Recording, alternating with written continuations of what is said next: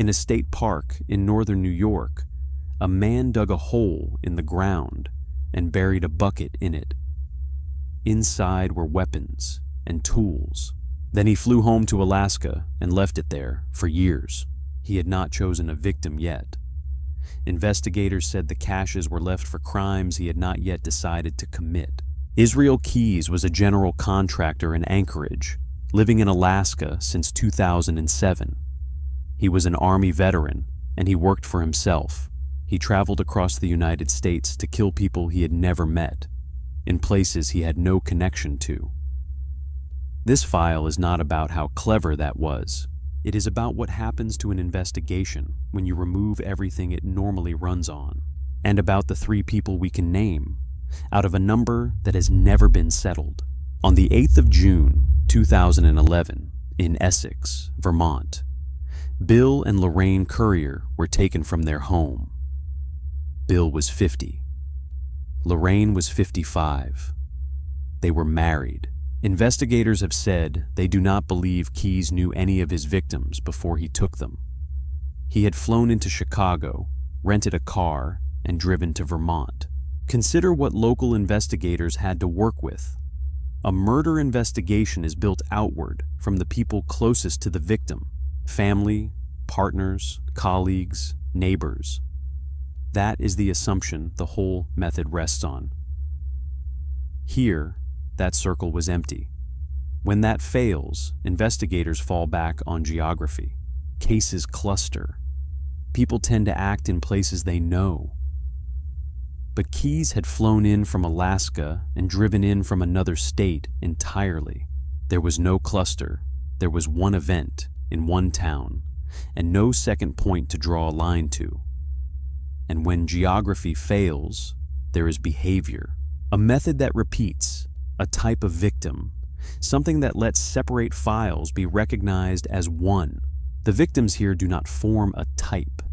Men, women, a married couple, different ages, different states. He had also removed the last assumption, which is that a killer carries something traceable with him. He buried caches, containers holding weapons and equipment, hidden in remote locations across the country.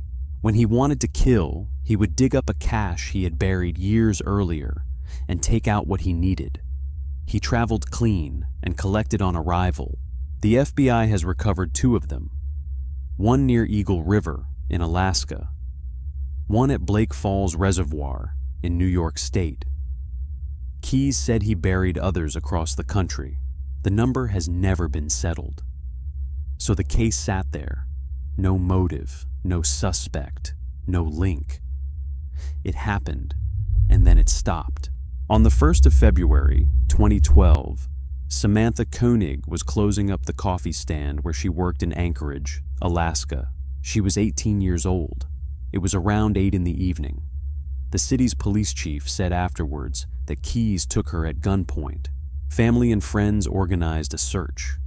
Volunteers put her picture up across the state. And this time, the geography was different.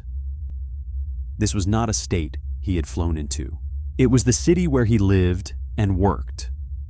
That is not the mistake that caught him, but it is the point where the distance he had always depended on stopped protecting him. What ended it was not forensic science. It was a bank card. Keyes had taken Samantha Koenig's debit card.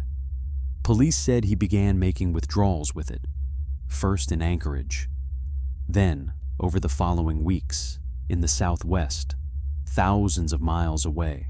That is the moment the case became solvable, and it is worth being precise about why. A machine that dispenses cash is a fixed location, at a fixed time, with a camera pointed at whoever is standing in front of it. A card is a record that writes itself. Every withdrawal was a dated point on a map, and the points made a line moving south. Investigators followed that line. They circulated a description of the car. On the 13th of March, 2012, a highway patrol officer in Lufkin, Texas, spotted a white Ford Focus and pulled it over. Until that moment, the police chief said, Investigators did not know the name of the man they were looking for. Police said Samantha Koenig's debit card and her cell phone were inside the car with the battery taken out. Set the two things side by side.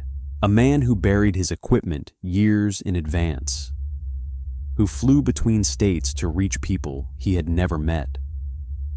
Each of those choices took away something an investigation runs on. Stopped on a Texas roadside with the card in the car. Everything he built was designed to defeat the way investigations work. What he had not accounted for was the most ordinary transaction in modern life. After his arrest, Keyes talked. Not fully and not straightforwardly. The police chief said Keyes was sensitive to his reputation and that they had to keep things extremely quiet to keep him talking.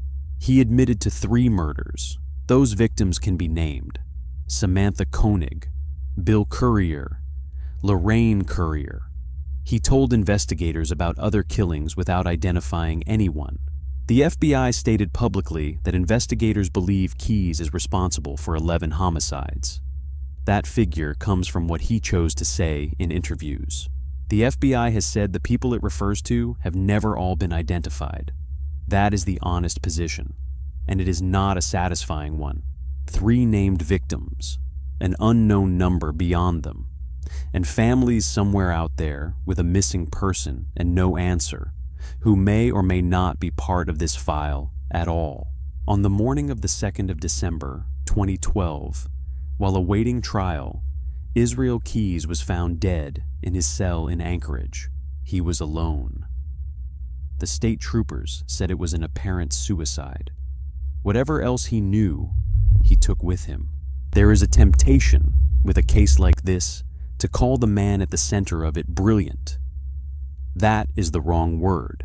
What he did was not intelligence. It was the removal of everything that normally leaves a trace, carried out patiently by someone who had decided that other lives were material for a project.